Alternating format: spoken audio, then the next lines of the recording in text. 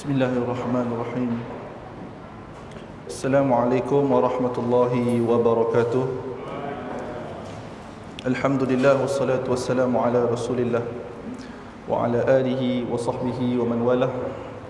Allahumma salli wa sallim wa barik ala sayyidina wa maulana Muhammadin nur al-mudhhibi lin-nisyani bi nurihi wa ala alihi fi kulli lamhatin wa nafasin adada ma wasi'ahu ilmullah. Allahumma rabbi shrah li sadri wa yassir li amri wa hlul 'uqdatam min lisani yafqahu qawli. Nawaitu at-ta'allum wa at-ta'lim wa tadhakkura wa tadhkir wan naf'a wal intifa' wal ifadata wal istifadah wal hatha 'ala tamassuki bi kitabillah wa sunnati rasulih wa du'a ila al-huda wa dalalata 'ala al-khair wa ibtigha'a wajhi Allah wa mardati wa qurbihi wa thawabi subhanahu wa ta'ala. Allahumma faqihna fid din wa 'allimna ta'wil. Amma ba'du. Alhamdulillah, syukur kehadrat Allah Subhanahu wa taala, di mana Allah Subhanahu wa taala telah memberikan kepada kita kudrat dan nikmat untuk sama-sama hadir dalam masjid ini, dalam majlis ilmu juga, yang di mana para malaikat dan para makhluk Allah yang berada di laut ataupun darat beristighfar ke atas kita. Dan syukur kehadrat Allah Subhanahu wa taala kita diberikan nikmat yang tidak mampu untuk kita hitung segala nikmat yang telah Allah berikan kepada kita. Dan insya-Allah malam ini pengajian berkitab Al-Risalah Al-Jami'ah wa Tazkiratun Nafi'ah akan diteruskan.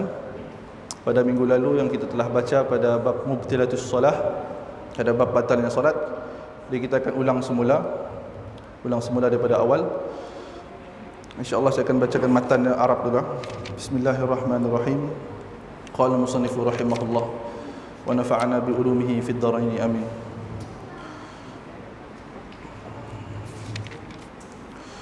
Wa yanbaghi an ya'tiya bis sunani jami'iha wa hiya kathiratun jiddan wa yanbaghi al-i'tina'u bil ikhlas wa huwa al-amal lillahi wahdahu wa yanbaghi al-hudur wa huwa an ya'lama bima yaqulu wa yaf'alu.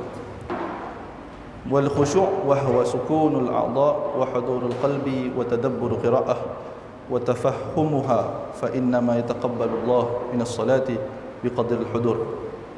Jadi dalam matan ini menyebutkan jika dalam buku merah tu dalam muka surat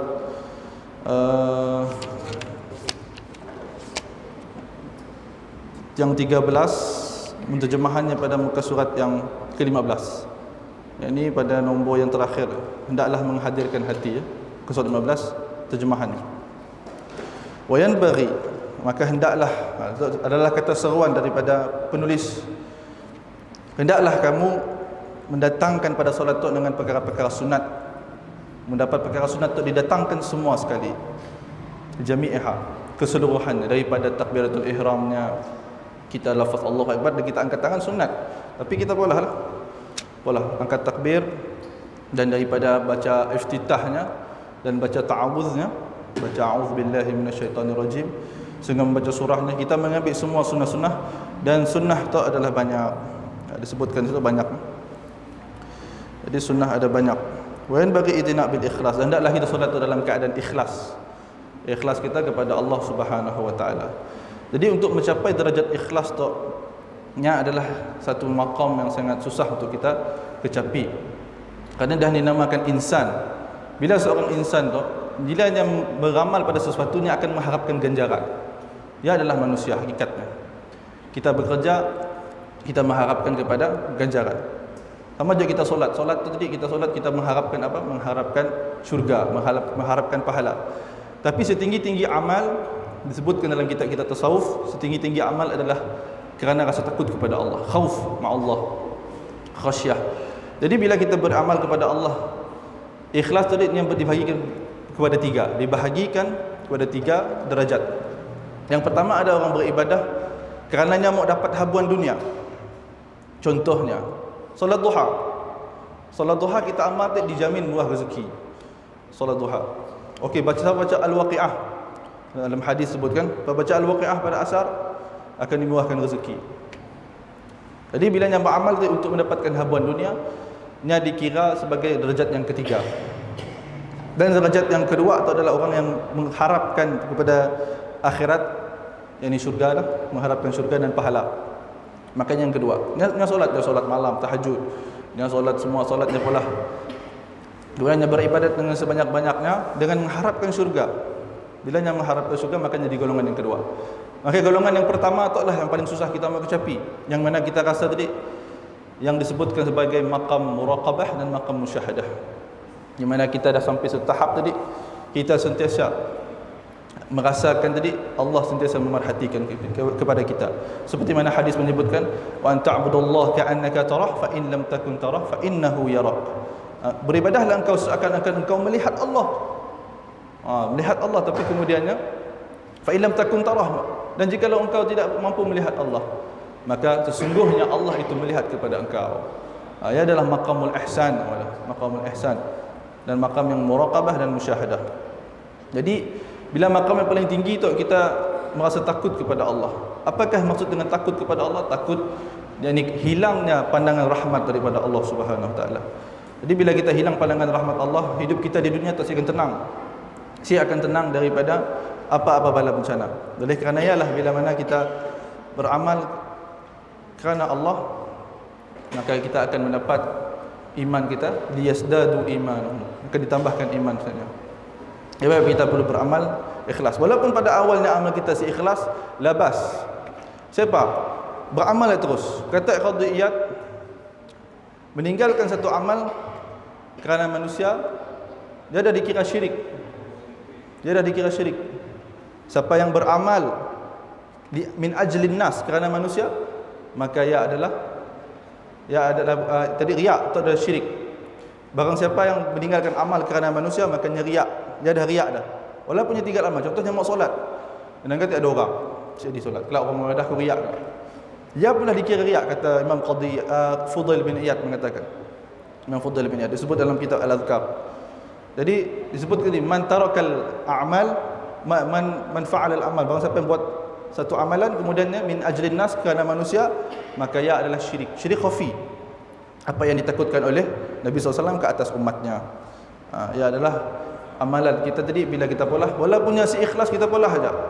Laliklah riak yang ada hadir sekalipun kita kena lawan. Kerana bila kita mudawamah, mulazamah, kita selalu beramal dengan sesuatu amal, lama-lama kita polah, hanya akan hadir ikhlas sendirinya. Ikhlas akan hadir. Saya ada orang boleh berani ngaku beramal tu ikhlas. Kata guru kami lah, barang siapa yang mau tahu ikhlas amalnya, dia lupa dengan amalannya. Contohnya sedekah dia, sedekah ulang. Munya still ingat, kayak post di FB, aku baru sedekah tadi. Belum dapat ikhlas lagi. Tapi bila dia beramal dengan rasa tadi, dia bersedekah dan kemudian dia rasa macam lupa dengan amalan tadi. Desminnya adalah satu perkara yang dia ikhlaskan. Dia kata guru kami lah, dia lupa dengan amal-amal, dan dia si ambil kira pun amal yang dia telah polah. Semuanya hanya kerana Allah. Si dulu orang tangga ke, orang si tangga ke terpulang. Tapi lah kami suka ulang satu hadis Nabi yang menyebutkan inna abdala ummati la yadkhuluna jannah bikasratis salah wa siyam. Bahawa sesungguhnya wali abdal di umat aku ini, kata Nabi, nyasi masuk surga kerana banyaknya solat dan puasa. Nya puasa siang hari kah? Dan kata-kata tu, kata-kata hadis tu sesuai dengan kata-kata Syekh Abdul Qadir Jalani. Jadi Nabi pun sebut tadi, umat aku tu nyasi masuk surga kerana banyak solat dengan banyak puasa. Nya pola solat fardunya pola. Puasa Ramadannya pola. Tapi nya si pola macam orang lain pola, solat rawatib, solat dia hanya pola semua. Tapi nya hanya pola solat yang wajib saja. Puasa pun yang wajib. Tapi Nabi Badah tidak masuk surga kerana apa? Bal bis salamatus sadri. Yang pertama tadi Nabi Badah yang masuk surga kerana apa? Kerana hatinya rasa lapang. Lapang daripada apa? Lapang daripada iri hati kepada orang. Lapang daripada hasad kepada orang. Lapang daripada perkelahian. Lapang daripada segala-galanya. Yaumun la yanfa'u malu wala banun illa man atallaha biqalbin salim. Kerana di hari akhirat saya ada lagi yang bermanfaat, hatta hartanya yang berjuta-juta kah, ataupun yang pun anak kah, yang berjaya kah, dia akan bermanfaat di hari akhirat, melainkan orang yang kembali kepada Allah dengan hati yang sejahtera. Salim, sejahtera hatinya. Yang pertama. Yang kedua Nabi sebut wabis sakhawatin nufus, dan dengan hati, sifat hatinya dermawan. Jadi orang yang dermawan tak kata Nabi masuk surga. Walaupun dia banyak solat sunatnya, tapi dia suka menderma. Menderma situ, derma. Orang minta sedekah untuk infak untuk masjidnya, sedekah laju, paling lajunya sedekah. Dan untuk sedekah untuk madrasah paling laju.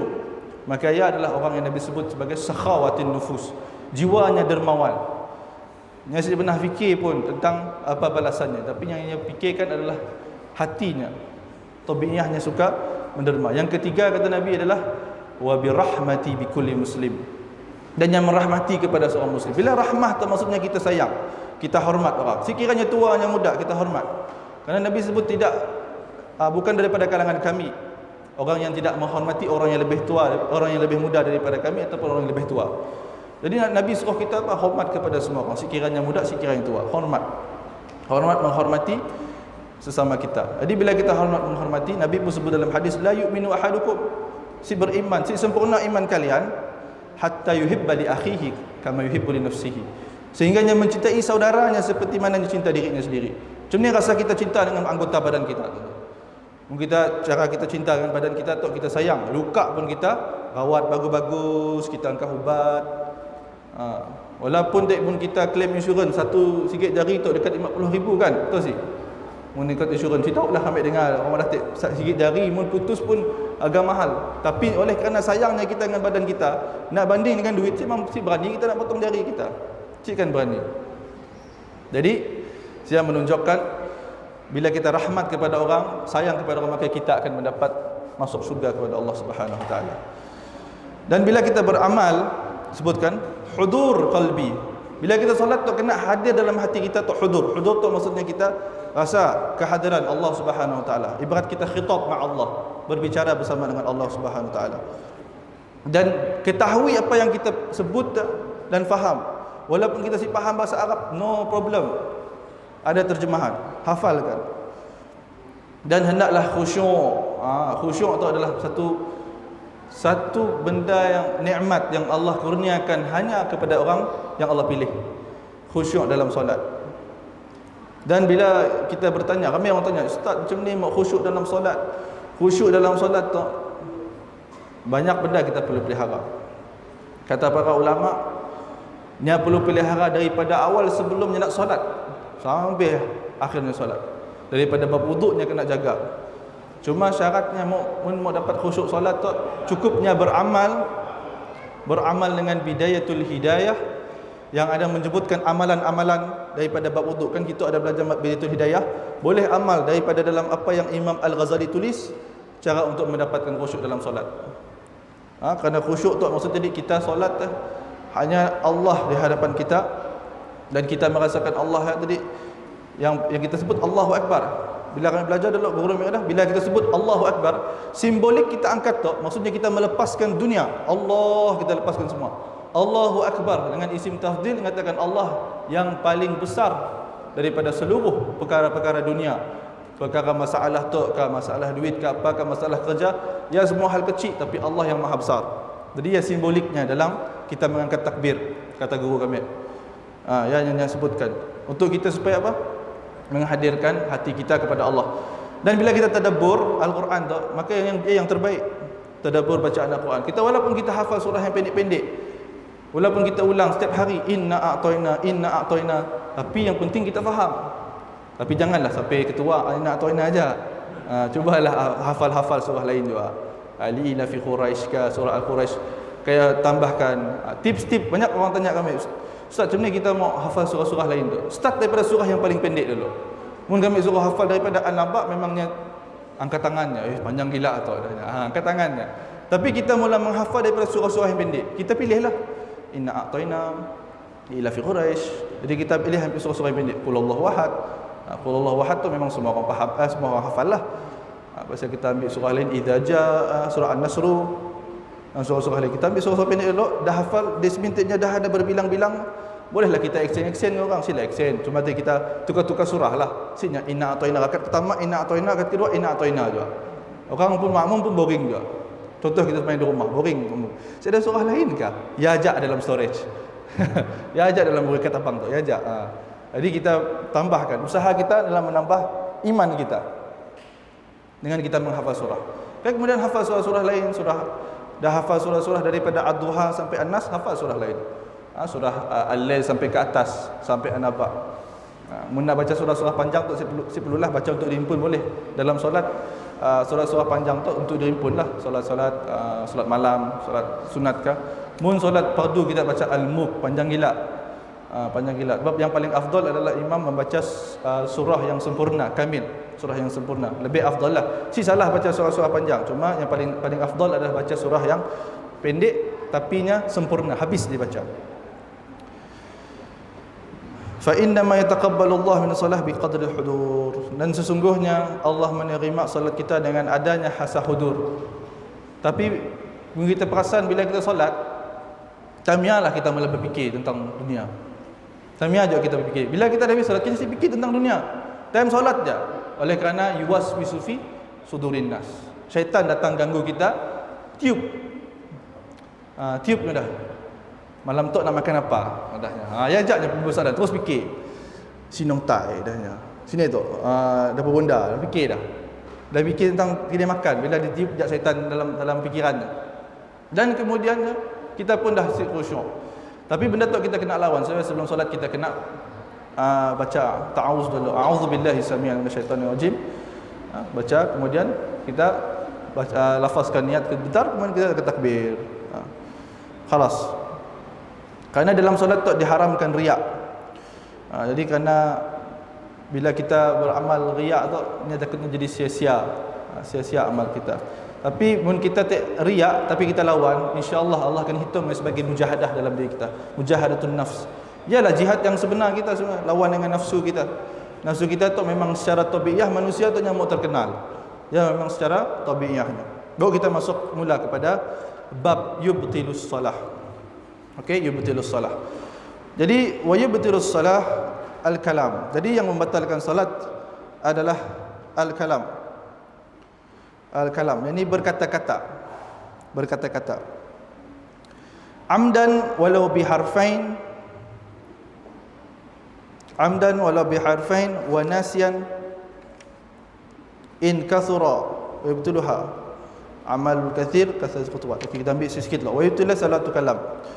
Jadi batalnya solat dengan kalam. Bila kalam maksudnya jadi kita ada ucapannya. Qalil atau kathir, sedikit ataupun banyak kalam kita tu. Bila kita sebut dengan banyak, dah pula kita buka kitab dulu. 334. Okey. Jadi bila kita sebut dengan sedikit pun dalam solat, makanya akan membatalkan solat kita. Jadi disebutkan dulu syarah kitab. Kitab tu ada syarahnya, namanya Anwarul Lami'ah, tebal kitabnya. Kami masih mampu beli sebab paper mahal. Jadi kami boleh download PDF saja. Kitab yang mahal. Jadi kami download PDF saja. Dan disebutkan situ tadi walaupun kita sebut sedikit maka dengan sengaja batal. Lupa pun batal. Harfain dengan syaratnya harfain. 2 huruf. Atau huruful mamdud ataupun huruf yang panjang. Atau mufhimun ataupun yang difahami. Wal kalamul katsir, apatah lagi kalam yang banyak, perkataan yang banyak walaupunnya dalam keadaannya lupa. Faliza qala wa in kasura ayula in qallaq urfan. Nas banyaknya ikut kepada uruf lah, uruf bahasa kita situ. Oi, faham si orang. Faham kan? Oi. Satu panggilan. Walaupunnya pendek tapi nya mufhim. Nya seorang yang manggil orang. Boleh membatalkan solat. Jadi disebutkan wa tubtilu bizuhuri harfain bisababi tanahnuh. Dan batal doa solat mun kita tanahnuh tu batal solat kita. Jadi yang mau kena hati-hati. Bila kita tanahnuh tu berdehem. Bila kita berdehem membatalkan solat. Tapi dengannya ada pengecualian. Apabila kita dalam kedudukan Fatihah, Fatihah tu wajib. Andai kata tak ada kahak, kita baca tak siapa baca sebab apa tak ada kahak, makanya boleh berdehem. Oleh bila Fatihah bolehnya berdehem untuk Fatihah. Kemudian bilanya tanahnuh tadi pada bukan kedudukan Fatihah boleh membatalkan solat. Jangan mau hati-hati. Mau hati-hati. Jangan kita sengaja mau bunyi kenyang saya dikira. Ya bukan kita pun kehendaknya adalah keluaran kita pun. Kerana berdehem tu yang macam ada ejaan tu. HMMM. Lebih kurang lah. Lebih kurang sebenarnya lah ejaannya. Au dhahkin. Dhahakin ataupun ketawa. Kadang-kadang selalunya masalah tu lah. Mun orang tua dia ajak ketawa tu, wallahu alam lah.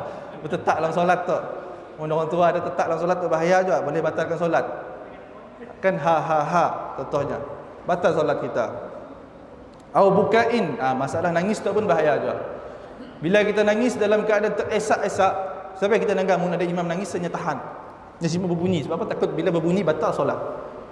Dia nangis. Jadi kita jangan menangis sampai teresak-esak. Batal solat lah. Hampir orang dah run-run nangis tadi.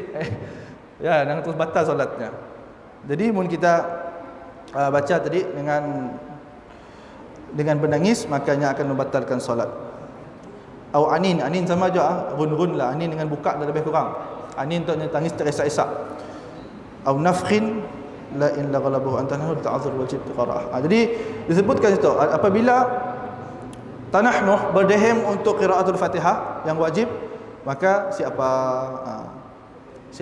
dan dalam keadaan tadi kita dengar imam berdehem ketika selain daripada Fatihah, contoh tadi memang dah terpaksa darurah, perlukah kita untuk mufaraqah solat? Belum tu batal tu imam ustaz pernah batal kan? Si perlu mufaraqah, si perlu keluar sebab kita masih beramal dengan ihtimal. Ihtimal tu maksudnya apa? Bersangka baik.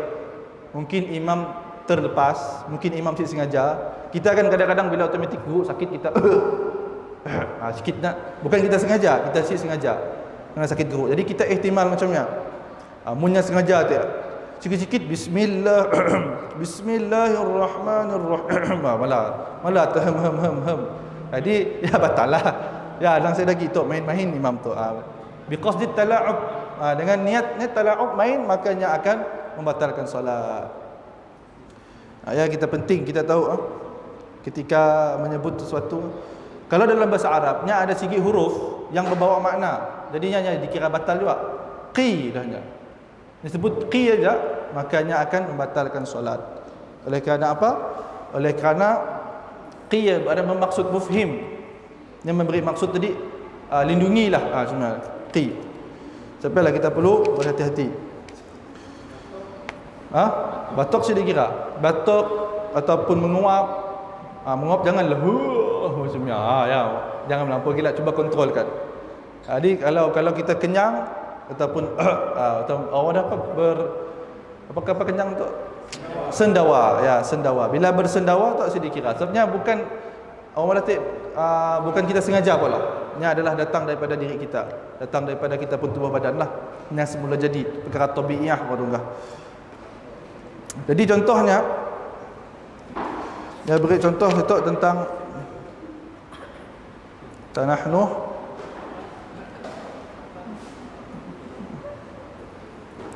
Jadi yang seterusnya adalah panjang perbahasannya itu. Walau nasian wa yatul amal katsir. Dan yang batalnya adalah fi'lul katsir ataupun amal katsir, perbuatan yang banyak. Salah satu harakat, kami ulang baliklah. Last week dah jelaskan lagi. Yang ini salah satu khatawat tak maksudnya adalah 3 langkah. Yang digunakan salah satu khatawat penganggaraannya. Dengan tadi melangkah 1 2 3, makanya dikira sebagai 3 pergerakan. 3 pergerakan. Maka 3 pergerakan yang membatalkan adalah mutawaliyah. Yang ini berterusan. Ini berterusan, makanya akan membatalkan solat. Cuma situ tadinya sebut apabila satu pergerakannya yang bola dalam keadaan 2. Satu contoh kakinya 1 2. Dia kayaknya berhenti. Disebut dalam kitab tu ikut uruf tu ikut tempat. Ada tempat tadi yang hitung setiap pergerakan tu dikira dengan bacaan qul huwallahu ahad. Ada dihitung dengan qadar baqiyatus solihat. Baqiyatus solihat tu apa? Baqiyatus solihat tu adalah subhanallah walhamdulillah wala ilaha illallah wallahu akbar. Ya dikira untuk ialah, tapi guru kami padah boleh juga diqadarkan dengan tamakninah subhanallah. Tu 2 subhanallah, tu 2 subhanallah. Jadi kita berak. Contoh apa bila keadaan kita perlu berak ketika mana kita mau masuk menuh saf yang lopong di depan contohnya, ataupun kita nak berakkan rapatkan saf di tepi contohnya. Jadi kita pun merapatkan dengan gerakan yang agak perlahan dan sopan. Kita mestilah bergerak kena ninja dah tu. Laju je kaki tu. Ya, batal solatnya. Batal solat. Jadi jangan kita bergerak laju. Wahidah al-khatib solat tu. Jadi ada beberapa anggota yang dikirakan sebagai Allah, si khusyuk nak ngajar kata. Harus cium bau makanan kata. Okey.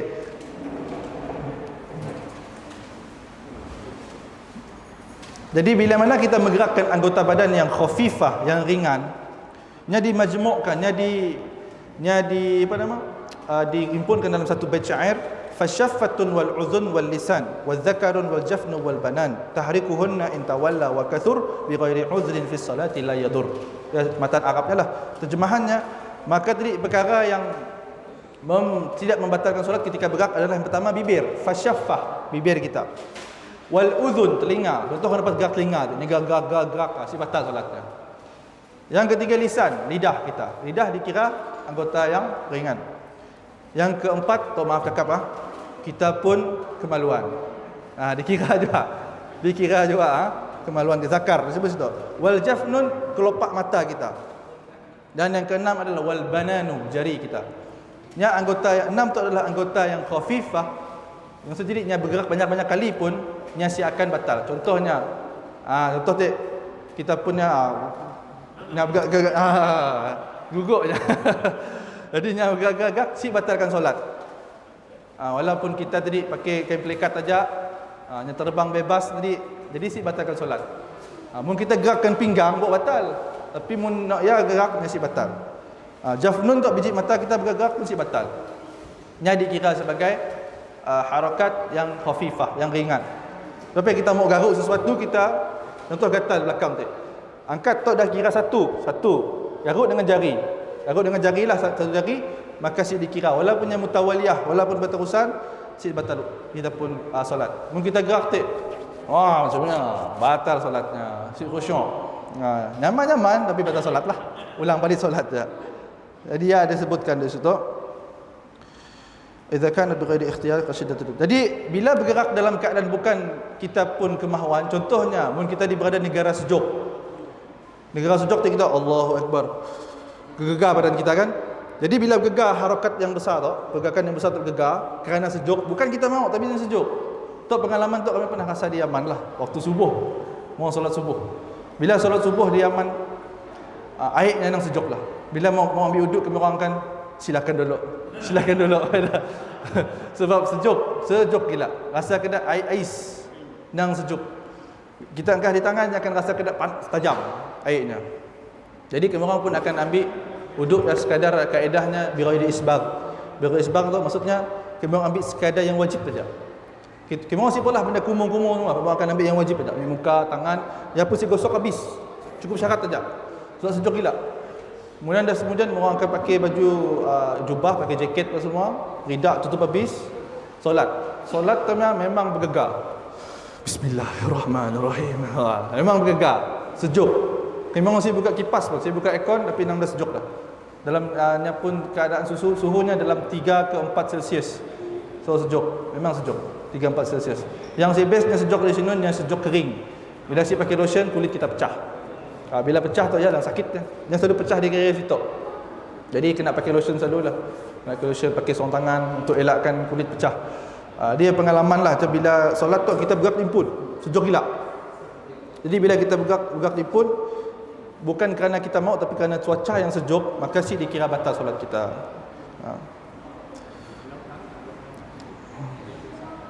Dan yang seterusnya adalah wal aklu wasyurbu, ataupun uklu, ada ulama sebut uklu. Jadi dan makan dan minum. Makan dan minum. Makan dan minum dalam solat pun membatalkan puasa, membatalkan solat. Batalkannya pun solat.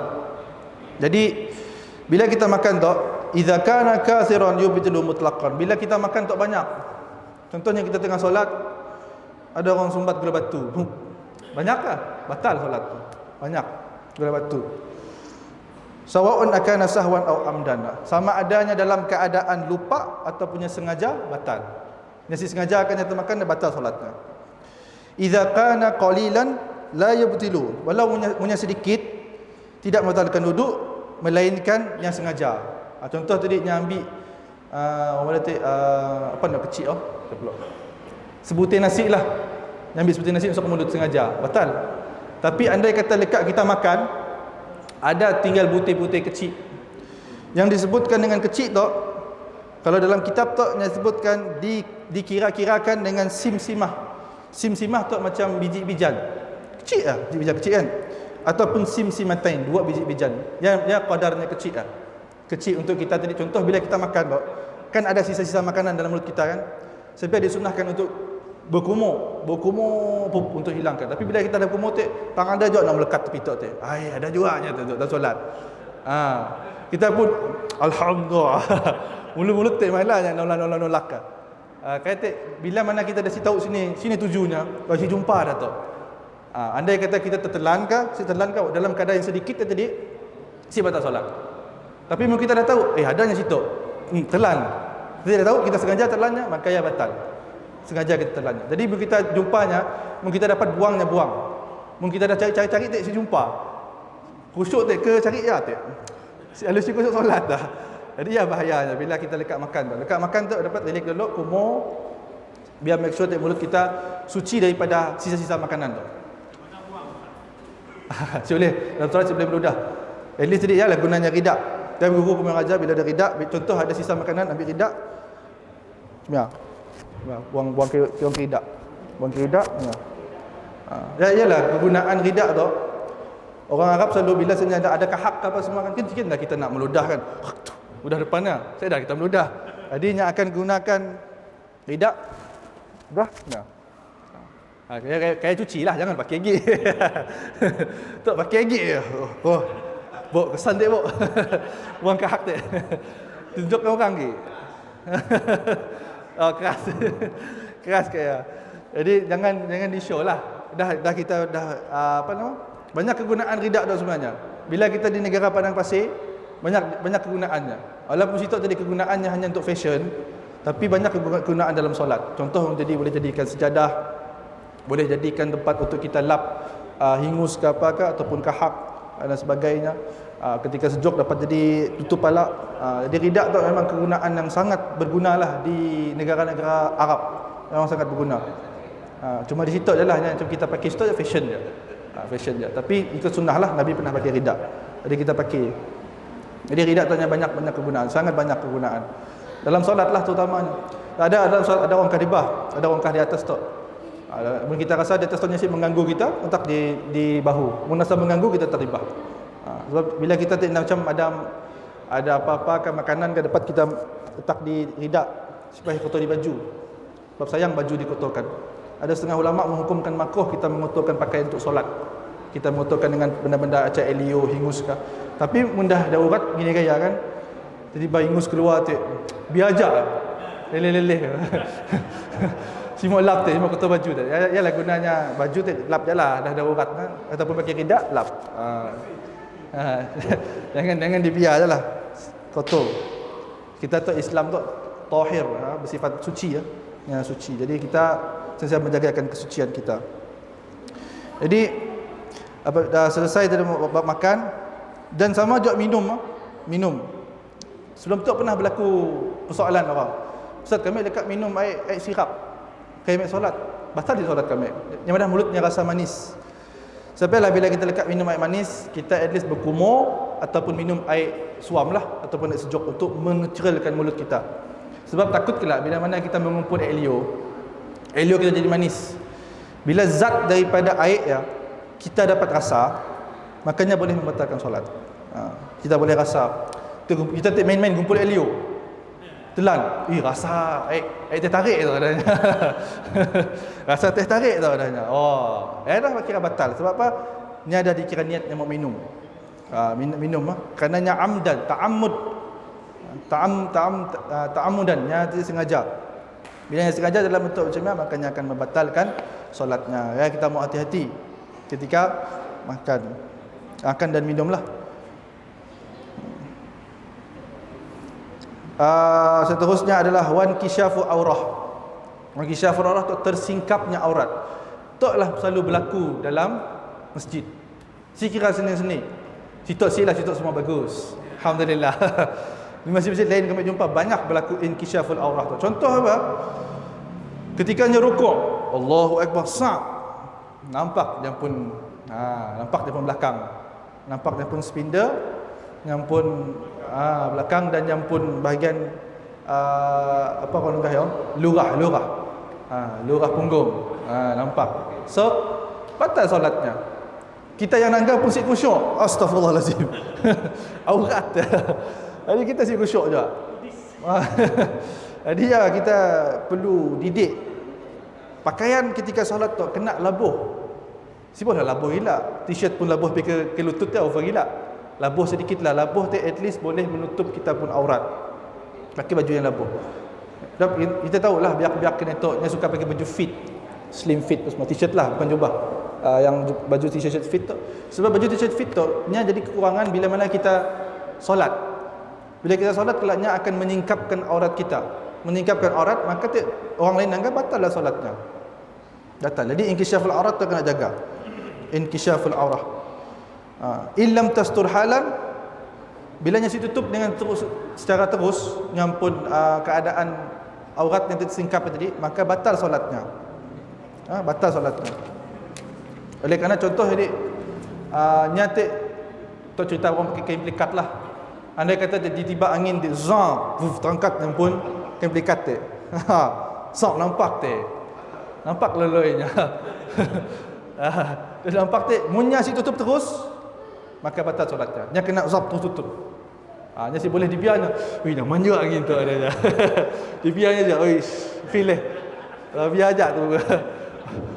Makmum belakang nangga. Astaghfirullahalazim. Batal solatnya. Jadi dia kena tutup terus. Yang syaratnya tastur halan, yang kena tutup terus. Si boleh dibiar. Yang si boleh dibiarkan. Jadi yang kena tutup teruslah. Jadi keadaan inkisyaful aurah. Jadi pakailah pakaian yang besar-besar untuk kita mengelakkan. Andai kata tadi satu peristiwa kami mungkin pernah pada di stok dah. Dalam keadaan dia dah tutup semua auratnya bagus dah. Tapi tadi nya solat di atas tempat yang berkaca. Atau sengaja satu hukum masalah yang diadakan oleh ulama lah untuk dibahaskan tentang hukumnya. Nya solat di atas yang berkaca dan di bawah tu tempat orang lalu lalang lah. Jadi bila lalu lalang orang boleh ke atas tu nampak auratnya. Uish dah ya. Apa ya? Stop nunggu orang ni. Jadi saya nunggu orang kakak. Jadi dia bukan yang pun keadaan untuk menutup. Ia adalah bergantung dengan orang tadi. Orang yang nangga, maka solatnya si batal. Sebabnya dia tutup sempurna auratnya. Cuma tadi orang yang gigih adalah atas tu. Dia tu nampak. Jadi nyata silap lah. Ya sih dikira batal kata ulama. Sebabnya oleh kerana tempat. Memang bukan salahnya, salah tempat. Tempat dia berkaca. Yang kali jangan solat di atas kaca. Jangan solat di atas kaca. Bahayanya. Dan seterusnya wa wuqu'un najasati, dan jatuhnya terkena najis lah. Dalam solat dia terkena najis. Bila terkena najis, makanya hendaklahnya tulqa halan, dia buang terus. Contoh terus. Selalunya contoh yang orang berilah. Solat Allahu Akbar, dia solat di tanah yang lapang. Tanah yang lapang tiba-tiba taik burung kena di ridaknya. Terus buang ke tepi. Solat dia sah. Yang maksud jadi contohnya terus terhalal. Mun bah kena dengan baju tu, sibol buka baju. Ala buka baju tu. Saya dah lah, jangan buka baju. Dah kira dah kena dengan baju, maaf. Terkena najis. Mun tak cicak macamnya. Buang macamnya. Tak cicak buang macamnya. Bila jadi mun kena taik yang keras okey. Mun kena yang najis yang jenis berair tu, ya saya dah maaf dah, batal lah. Terus cuci dan solat semula. Solat semula lah. Sama je dalam keadaan darah. Darah tu kita kena perhatikan lah. Jadi saya tak selalu hidung berdarah. Bila hidung berdarah, bilanya berpindah daripada sitok ke sitok baju, tumpukannya besar di siling, maka membatalkan solat lah. Darah keluar. Darah tu dikira najis. Maka bila dikira najis, maka batal solat kita. Tapi amunnya kena barang-barang yang masih dalam keadaan boleh dilepaskan, lepaskan. Lepaskanlah, jangan kena rida ataupun kena kopiah, buang kopiah terus. Laju buang kopiah. Jangan kena kopiah lah. Punya kena muka, siapa buang lagi lah. Redo je lah. Redo je. Nak basah-basah ya seorang lah. Macam tai burung selalunya kan bilanya fresh kan basah sikit. Punya basah-basah ya, pergi solat baru je. Ya, zaman dulu je kes dia berlaku lah. Zaman dulu. Sebab apa? Sebab dulu saya solat di tanah yang lapang, saya ada atap semua dan terkena najis semua. Ya dibahaskan lah. Wa yubtiluha sabqu imam bi ruknain fi'lain wa kadza takhalluf. Dan batal solatnya jikalau dia mendahului imam dengan 2 rukun. Contoh imam tik baru baca Fatihah. Nya udah sujud dah. Allah sujud. Laju gila. 2 rukun tu sebenarnya rukun tawil lah, rukun yang panjang. Jadi bilanya rukun tawil, bilanya dah mendahului imam 2 rukun, 2 perbuatan, maka batal solatnya. Sama juga orang yang takhalluf. Takhalluf tu adalah orang yang lambat daripada imam. Contoh imam tadi dah Allahu Akbar, baca Fatihah semua, rukuk, yang masih berdiri lagi. Kemudian imam dah angkat sami Allahu liman hamidah, imam sujud. Bila imam angkat dah kepalanya daripada sujud, makanya imam dah menyelesaikan 2 rukun tawil. Andai kata tadi makmum yang nyasi ikut imam juga, yang masih stay baca Fatihah lagi, imam angkat dah kepalanya Allahu Akbar, batal dah solat makmum. Batal lahnya. Oleh karenanya telah ditinggalkan oleh imam 2 rukun. Tetapi ada rukhsah tu maksudnya keringanan kepada orang yang bati' fil Fatihah, bacaannya sangat perlahan dalam Fatihah. Contohnya untuk orang mualaf, untuk orang yang belum pandai baca Quran. Yang baca Fatihah tu masih lagi bis. Nang lagi lambat tu dia, bilanya lambat baca bis pun dah lambat, bis saja seminit, bis seminit bisnya. Imam dah rukuk dah. Jadi punya dah lambat gila macam ni. So nya diberikan rukhsah 3 rukun tawil. Mungkin kita semua tahu, insya-Allah lah kami rasa semua Fatihah fasih. Jadi kita semua tahu adalah 2 rukun saja yang dibenarkan untuk takhalluf dengan imam. Yang ini tadi takhalluf yang seiring dengan imam. Mun untuk orang yang bati' bil Fatihah, yang boleh ditinggalkan 3 rukun. Andai katanya si mampu nak follow je imam, lepas baca Fatihah kotan lambat gila baca Fatihah, makanya boleh mufaraqah aja. Mufaraqah ialah syaratnya. Daripada solatnya batal, bagus mufaraqah terus. Untuk makmum yang lambat baca Fatihah lah. Kita stop insya-Allah semua Fatihahnya okey. Cuma jangan kita sengaja kita ikut imam. Kerana mengikut imam tak wajib, sebab kita boleh tinggal imam jauh gila, boleh lebih daripada imam gila. Boleh lebih imam 2 rukun, boleh tinggal daripada imam 2 rukun. Kecuali orang yang lancar baca Fatihah diberikan rukhsah 3 rukun. Yang disebutkanlah dalam kitab. Kena alasannya batal kerana fahishah. Nya adalah satu perbuatan yang keji. Keji apa? Nya ada simbolik dalam kita berjemaah tu. Bila kita meninggalkan imam ataupun kita mendahului imam, seolah-olah kita tak si hormat kepada imam. Yang disebutkan fahishah, alasan kena dibatalkan solatnya batal, fahishah. Sunnatul fahishah, mukhalafah. Jadi kecuali tadi punya tinggalkan imam dalam keadaan sahwan, nya si tahu, lupa ataupun jahil, maka nya si akan batal lah. Tetapi contoh untuk masalah jahil tu memang masalah yang mustahil namanya. Masalah jahil. Kerana apa? Zaman kita bila kita nak badah tentang jahil, kita ni tu maklumat di hujung jari. Jadi saya ada alasan tentang jahil. Oh, saya jahil dulu ustaz. Saya jahil, saya tahu. Jadi saya boleh guna alasan jahil. Guru saya dulu marah mun kita guna alasan jahil. Jahil tu sesuai untuk orang yang memang dah duduk di pelusuk hutan. Saya ada internet, saya ada apa, saya ada ustaz, saya ada guru agama, makanya saya tahu apa. Ya dikira sebagai uzur syar'i jahil. Uzur syar'i saya adalah jahil. Mun kita situ hari-hari tengok YouTube, tapi tengok Gegar Vaganza, musik Gegar Vaganza meletup. Itu nangga benda-benda nak si faedah. Jadi sayanglah kita ada YouTube, tengoklah ceramah-ceramah ke, ataupun tengoklah kuliah-kuliah, ataupun hadir kuliah. Kerana si rugi bila kita hadir kuliah. Kerana bila kita hadir kuliah, kita dapat barakah. Barakah kita memang besar bila barakah. Seperti hadis yang saya pernah baca untuk man syahida wa huwa yatlubul ilma. Barang siapa yang syahid, yang mati ketika nyatut ilmu tu, derajatnya dengan para nabi tu dibezakan hanya apa? Hanya derajat nabi tak. Mun nyata nabi sama derajat, tapi oleh kerananya bukan nabinya diturunkan sedikit. Menunjukkan dekatnya kedudukan sidaknya, bahwasanya kedudukan yang kita berada ketika tuntut ilmu yang adalah kedudukan syahid fi sabilillah. Sebenarnya orang belajar ilmu agama tu diberikan gelaran fi sabilillah. Dia dapat zakat daripada Baitul Mal. Dapat zakat dari Baitul Mal kerana dia dikira fi sabilillah. Kerana fi sabilillah ada dua, ada fi sabilillah kerana perang, ada fi sabilillah kerana menuntut ilmu. Kerana mujahadah dalam menuntut ilmu tu berat, bukan senang. Bila kita nak disuruh menghafal matan tu disuruh hafal, yang matan Arab tu disuruh hafal, bahasa Arab lain disuruh hafal exam. Kemudian hafal Quran lagi, hafal hadis lagi. Bila yang menghafal semua ya, memang bukan mudah. Kerana si semua orang mampu untuk ambil benda ya, si semua. Jadi bila dah mampu dan dah menguasai, maka tamialah kita akan mencurahkan ilmunya kepada orang awam dan sebagainya. Dan ini adalah kelebihan di dalam orang menuntut ilmu agama khususnya. Kerana ilmu agama itu mula dah dipandang hina oleh sebahagian masyarakat. Oleh kerana berlakunya isu-isu seperti dai ustaz-ustaz selebriti dan sebagainya.